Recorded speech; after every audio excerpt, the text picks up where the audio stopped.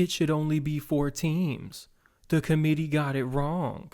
I hate Indiana and SMU. If you're on the internet and hate fun, you've probably said some things like this in the past few weeks, but never fear, I believe in making content for all, not just the few. So what would happen if this year there was no 12-team playoff and instead we stuck with the previous model of the 4-team playoff? I hate to break your heart, but Bama and Ole Miss aren't in this one either. I know that may be shocking for some, that teams with 3 losses apiece to the likes of 6-6 Oklahoma and 4-8 Kentucky, among others, aren't one of the best 4 teams in the country, but I hope you can put your negative energy aside long enough to watch this video. According to the College Football Playoff website and their rankings, after conference championship weekend, the top 4 teams without conference auto bids would have been Oregon, Georgia, Texas, and Penn State, meaning that the semifinals would just be rematches of the conference championship games, and honestly, I don't know how I feel about that, especially considering that now we have 2 teams that were outside the top 4 and did not win nor even play for a conference championship about to play for the Natty. But nonetheless, let's get right into it with our SEC championship rematch in the Orange Bowl, where Georgia has driven it down the field on their opening possession and Trevor Etienne punches it in to give Georgia a 7-0 lead. And before we get too far into this, I gotta give you another disclaimer. Just like in the last video, I filmed this game footage before Carson Beck's injury in the SEC championship game, so this video will also have him in it. Not that it mattered the first time, even in the slightest. Later in the first, Dillon Bell makes an impossible catch on the deep ball from Carson Beck, putting Georgia inside the Longhorn 5. And Trevor Etienne comes right behind him on the next play to put the Dogs up 14-zip towards the end of the first quarter. Texas spends most of the second quarter driving the ball down the field, and on this 3rd and goal, Quinn Ewers finds Gunnar Helm to get some motion going behind this Texas team. Texas gets the ball back with just a little bit of time left in the half, and Quinn Ewers finds DeAndre Moore Jr. for this 54-yard touchdown, and just like that, it's 14-14, and in their 3rd game this season, there's not much separation between Texas and Georgia. To end the half, Georgia has worse time management than Matt Eberling and Raheem Morris combined and cannot capitalize from the Texas 30. Texas starts the half with the ball, and Georgia's Jalen Walker comes up massive, forcing a fumble to give the Dogs field position inside Texas territory. Georgia would capitalize on 1st and goal later in the drive with this jet touch pass to Dominic Lovett, and Georgia is back in the driver's seat. But don't worry, Texas fans, Quinn Ewers and company would answer back immediately with a 69-yard bomb to Matthew Golden to knot it back up. After a Georgia punt following a big stop on 3rd and 2 by Texas, Quinn Ewers finds himself on the Georgia 28-yard line with an opportunity to put the Longhorns on top once again, but he throws a pick to Dan Jackson, the former walk-on.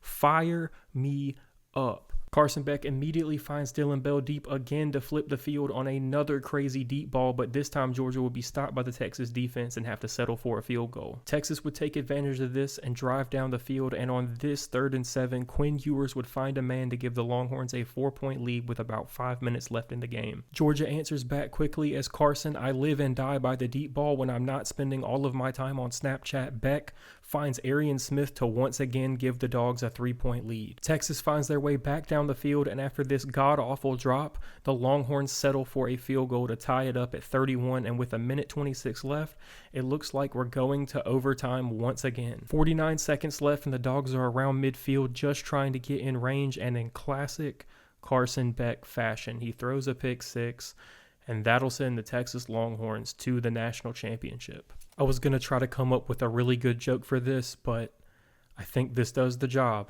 Have fun in Miami, Carson. I hope the ACC defenses help you find that draft stock again. Let's head over to the Cotton Bowl, where Penn State faces 3rd and 11 on their first drive, and Drew Aller gets picked off, and that one is heading to the house for 92 yards to give Oregon a 7-0 lead to start. Jabbar Muhammad with a massive play to turn the tide early in the game. Drew Aller would bring the Nittany Lions back into the red zone and hand off to Katron Allen, and after having possession of the ball for almost the entirety of the first quarter, Penn State gets on the board. Halfway through the second, Drew Aller would almost throw his second pick 6 of the night on 3rd down, and to make matters worse, the Nittany Lions would fail on this fake field goal attempt on the next play.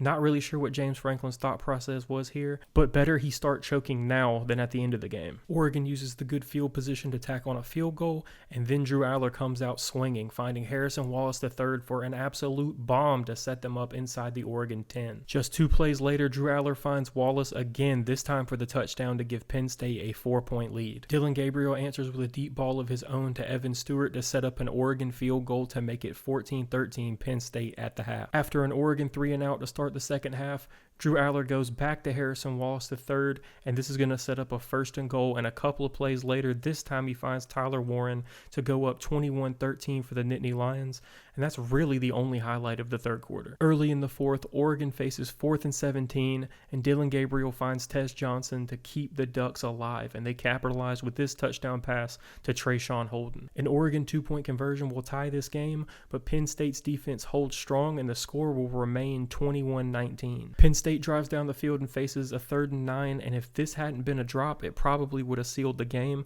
but Oregon will get another chance with about 5 minutes left on the clock, and once again the connection of Dillon Gabriel to Evan Stewart comes through on this deep bomb to put the Ducks up 26-21 with 3:50 left in the game. Last chance for Drew Aller and Penn State on 4th and 1 at the 2-minute warning, and he's going to come up huge, finding Harrison Wallace III one more time. Massive game for him, and Nicholas Singleton will punch it in for the 2-point conversion. Oregon's going to get one last shot, and on 4th and 6, Dillon Gabriel checks down to Jordan James, but Penn State stops him short of the marker, and that is going to send the Nittany Lions to the national championship. Both conference championship losers get their revenge, and that's going to give us a Texas versus Penn State matchup for the national championship. Texas gets the ball first, and Quintravion Wisner takes this one 30 yards to set up Texas at the Penn State 2, where they would score on the very next play with Quinn Ewers finding a man in the end zone and the Longhorns strike first. After 3 and outs by both squads, Penn State faces a nearly impossible 3rd and 24, and things get even worse for the Nittany Lions as Drew Aller takes the sack for the safety to give Texas a 9-0 lead and the ball back. The second quarter of this game was mostly strong defensive play and a lack of momentum for either team, but Texas would start to put together a healthy drive deep into Penn State territory. But unfortunately for Longhorns fans, that would come to a swift end when Quinn Ewers would run nearly 20 yards in the opposite direction before taking a sack. And this would lead Bert Auburn to do what he does best and miss yet another field goal for the Longhorns. I wasn't originally going to say that because I don't think you should shit on the kicker, but I started writing this script while I was watching Texas versus Arizona State, so I mean, come on, man, it's there. I had to take it. Drew Aller and Penn State would get one last shot before the half, and he would find his tight end Tyler Warren streaking down the field to give the Nittany Lions a shot. And just 2 plays later, they would find the end zone to make it 9-7 going into the half. This game has been a little bit boring, but Texas has overwhelmingly looked like the better team with a little bit of offense they've put together, next to Penn State's absolute none. After a Penn State 3 and out to start the second half, Quinn Ewers finds a man who makes a ridiculous catch on the sideline, barely getting both feet down, but very impressive. Texas would have no problem getting down the field, but they would be stifled on this 3rd and 5.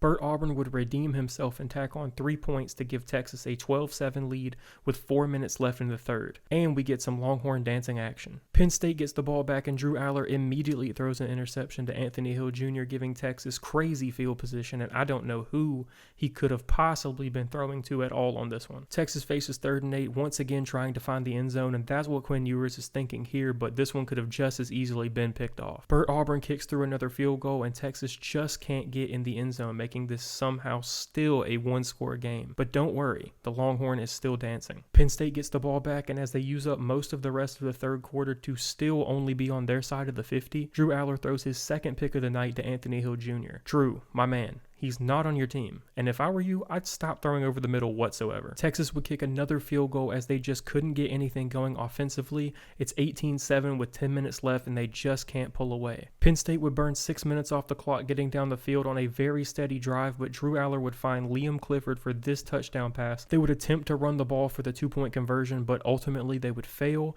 and now it's 18-13, and it's up to the Longhorns to protect their lead. Texas would make their way inside Penn State territory on yet another close sideline catch. They look at 2nd and 10 before Quinn Ewers gets strip sacked and is called down after trying to pick up the ball and run. And honestly, I have not seen anything like this in sim before. This is super weird. And for the second play in a row, this time on 3rd and 24, Abdul Carter gets another strip sack on Quinn Ewers. And knowing what we all know now after the real life college football semifinals, it's really crazy sometimes how life imitates art and art imitates life. Penn State takes this one all the way back to the house, and I cannot believe what I'm seeing. I'm not going to lie to you, if this were the real national championship, I'd be having the time of my life. I take it back when I said this game was boring. It was a slow build, if anything. Penn State would try to run the ball for another 2-point conversion, and they would be denied once again. Texas gets stopped twice and faces 3rd and 10, but there's nothing happening on this play, so they'll wind it up again on what could potentially be Texas's last chance, and Penn State breaks up the deep ball, and I wish I could say this was the end, but after Texas burns 3 timeouts, Penn State faces 3rd and goal, and they will fumble, giving the ball back to Texas with a minute left and just a little bit of hope left for the Longhorn. They face 3rd and 9 from their own 35, and Quinn Ewers throws this one away. 4th and 9 is the last chance for Texas in this national championship game, but it's too little too late, and the clock will hit 0. And there you have it. Penn State somehow pulled it off with the come-from-behind victory in the national championship. This is where I would usually make a joke about James Franklin choking like he did against Notre Dame in real life, but honestly, I don't hate the guy. I don't think I'd mind seeing Keegan-Michael Key get himself a natty. This video was a ton of fun, and we got some really great sim gameplay, and if this were the real 4-team playoff in real life, with these exact results, I think it would have been one of the best college football playoffs of all time, in my opinion. I also think it was very interesting to see things in this sim that we've seen in the real college football playoffs, such as Quinn Ewers and Texas losing on a strip sack, as well as Drew Aller throwing a ton of picks at the worst times. If you enjoyed this video, please leave a like, subscribe to the channel. Thank you for watching, and I will see you in the next one.